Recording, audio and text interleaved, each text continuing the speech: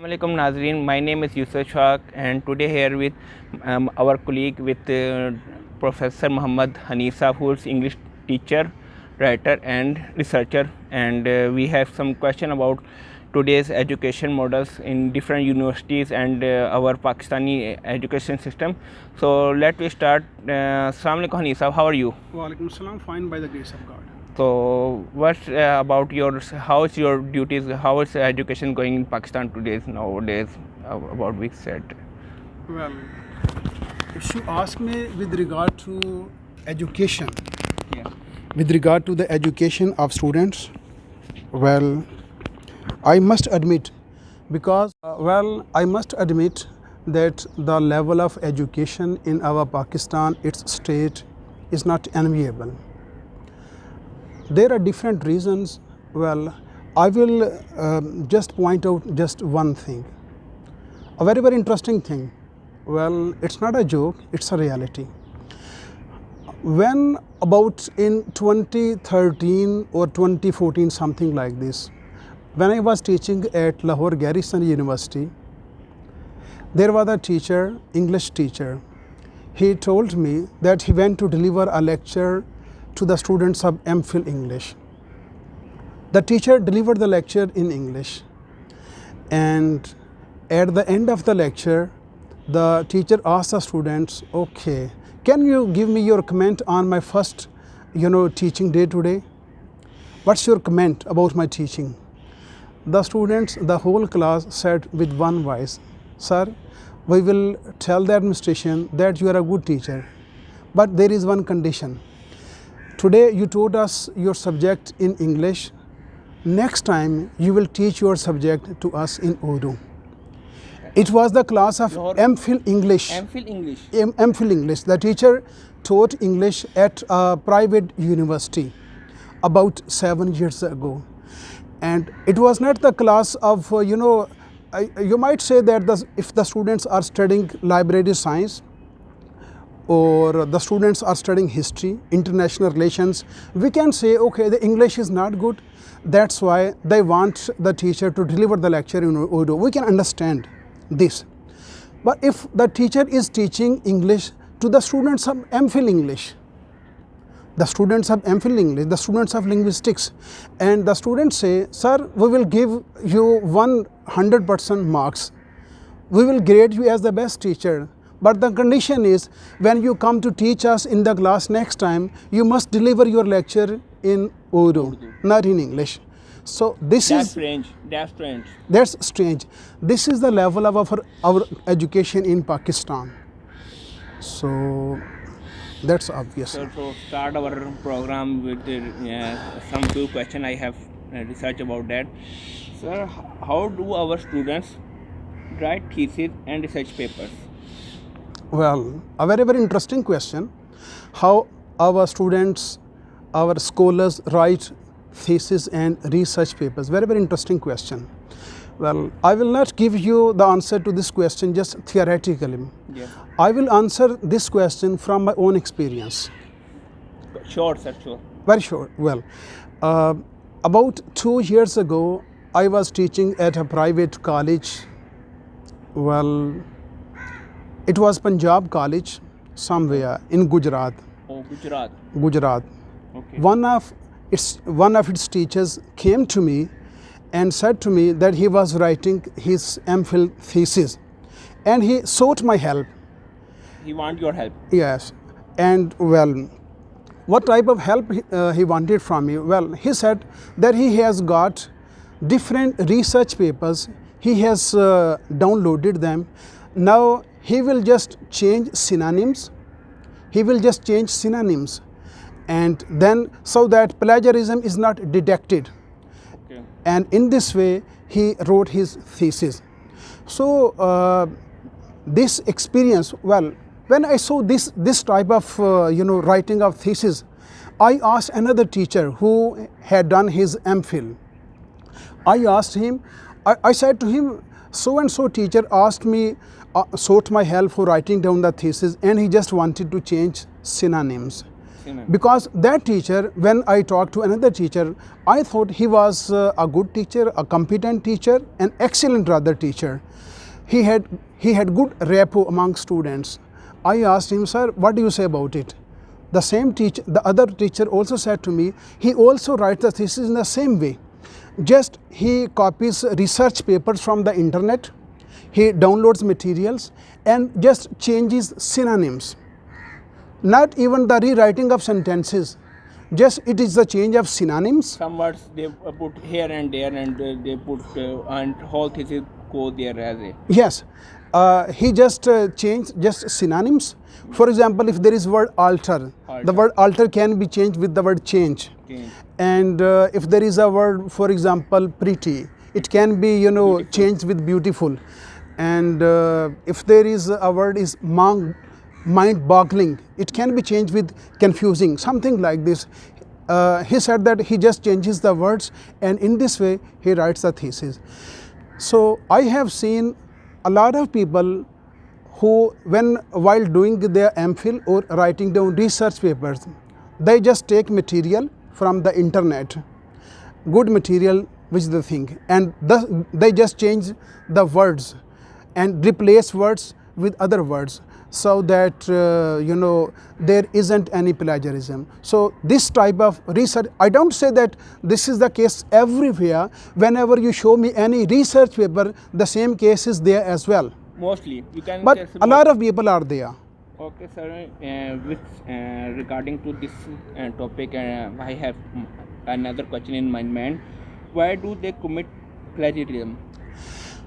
Well, when students simply take material from the internet and use it as their own, this is called plagiarism. And as I told you that they just change synonyms as well. Still, from educational point of view, when there isn't plagiarism, so it is acceptable in educational circle. But the student, they just take material and try to use it. They don't rewrite sentences. Why? There is one reason. The reason is, again, I will speak from my own experience. When I go to a class of intermediate, I ask students to write down a paragraph on this topic.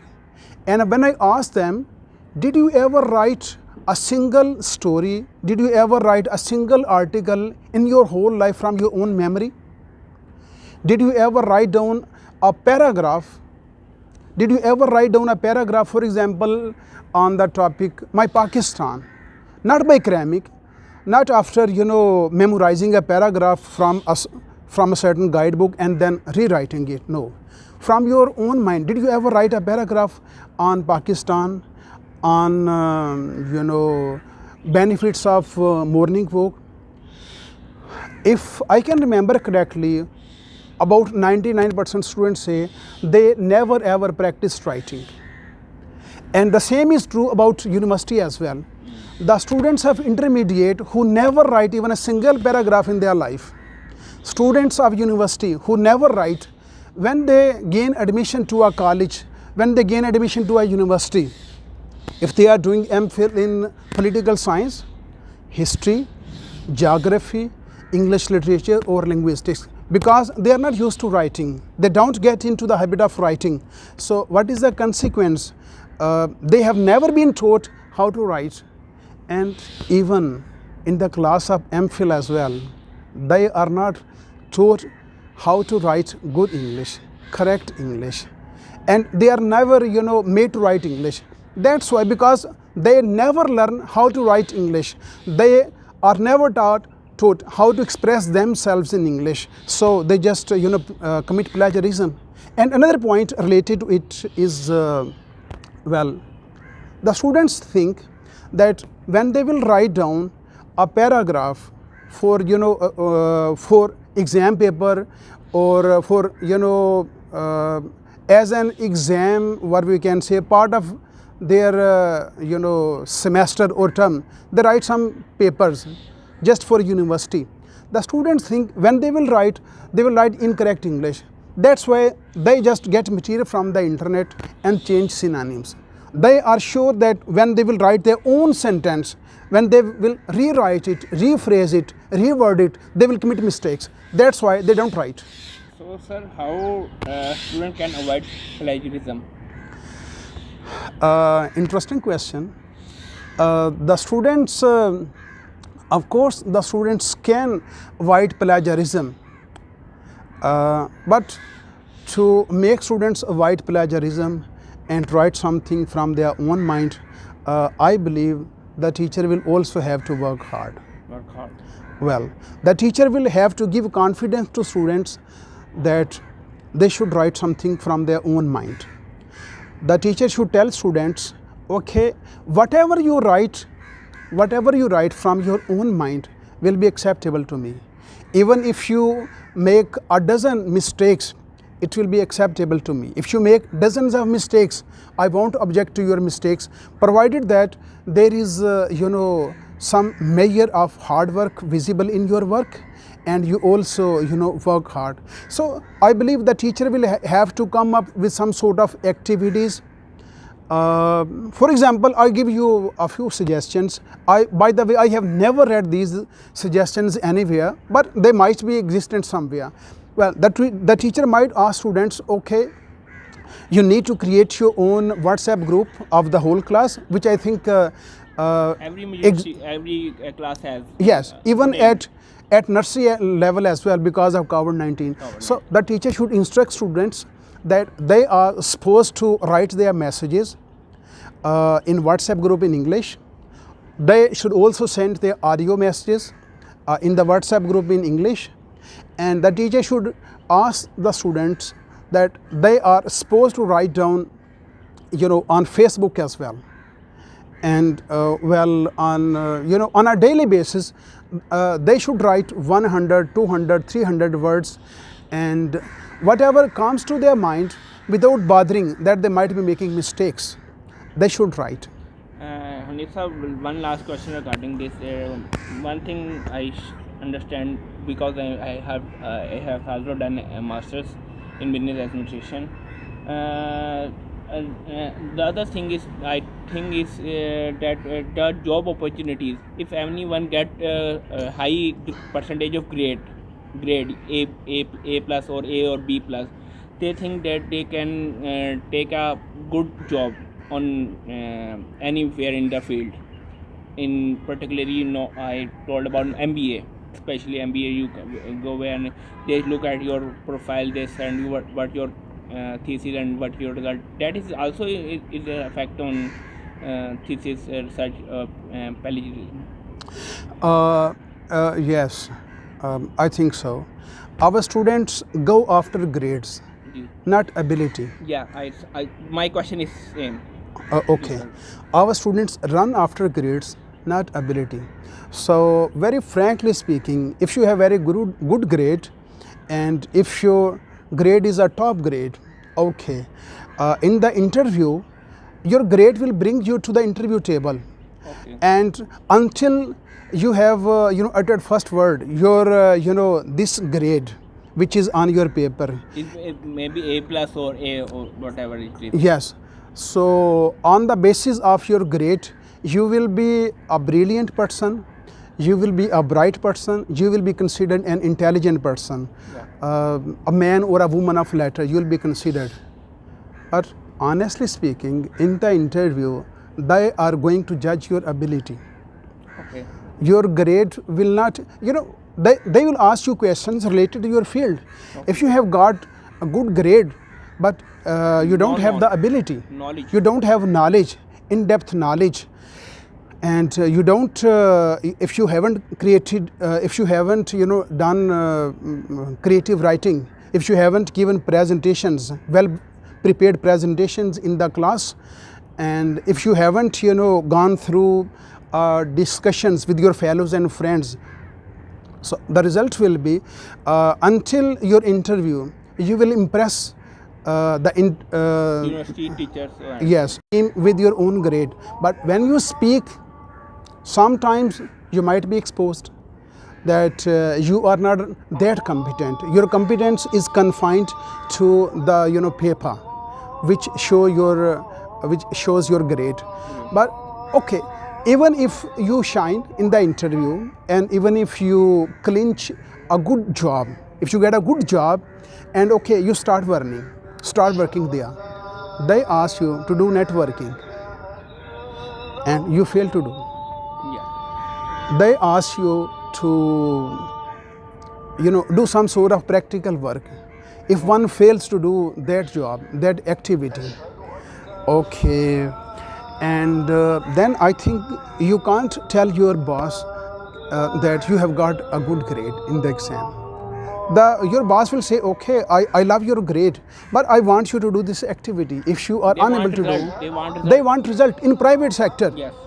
If it's the government sector, you might succeed and you might. I think government sector now they're not giving a full-fledged job. They are giving on a contract base job, a 1 year, 3 years job. I don't think they give a full-time job nowadays. Yes, it's a contract-based job. Contract based job. Especially in the private sector, they are not going to, you know, they are not going to appreciate just your grade. If you are able to deliver the result, if you are able to do practical work in the office or in the field, and then your grade is also good, you will be appreciated. On the other hand, if your grade is not very good, but you can do the job very well, you understand the nature of your job very well, and the administration assigns you a task and you do it very well, the administration will be satisfied with you. The administration, I think, will not complain to you about your grade if your work and performance is good. Thank you, Hanif, for your time. It is a pleasure to meet to you, and we will inshallah make another video on this special English topic related programs. So hopefully we will meet sooner rather than later. Inshallah. Inshallah. Thank you, audience, for your video. Please like and share. Hanif Saab is an English teacher. If you want to contact him, I will write their number, so you will contact them for English. Thank you. Assalamu alaikum. Wa alaikum assalam wa rahmatullah.